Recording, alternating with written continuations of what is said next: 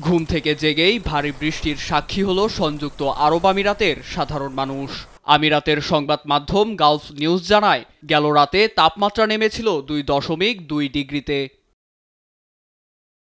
আমিরাতের রাজধানী Abu Dhabi, Ajman, Dubai, Fujairah, রাস আল Khaimah, Sharjah ও উম্মুল কুয়াইনে ভারী ও মাঝারি বৃষ্টিপাত হয়। আমিরাতের আবহাওয়া দপ্তর the national centre of meteorology (NCM) এর বরাতে এ তথ্য জানায় গালফ নিউজ। এই আবহাওয়ার সঙ্গে যোগ হয় ঘন কুয়াশা, ফলে তীব্র ঠান্ডা আর বৃষ্টিতে ভোগান্তি বাড়ে সবার।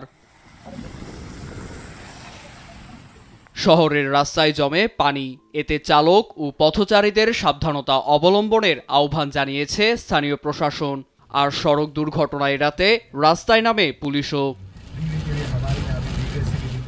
এদিকে দ্রুতই পরিস্থিতি স্বাভাবিক হবে বলে জানিয়েছে NCM। তবে হঠাৎ আবহাওয়ার এই পরিবর্তন দুশ্চিন্তার কারণ হয়ে দাঁড়িয়েছে আবহাওয়াবিদদের। এর জন্য জলবায়ুর পরিবর্তনকে দায়ী করছেন তারা। অন্যদিকে ক্লাউড সিডিং পদ্ধতির ব্যবহারের জন্য এ অঞ্চলের মৌসুমী জলবায়ু নষ্ট হচ্ছে বলেও মত পরিবেশবিদদের। নীরব দাস, নিউজ ডেস্ক, দেশ টিভি।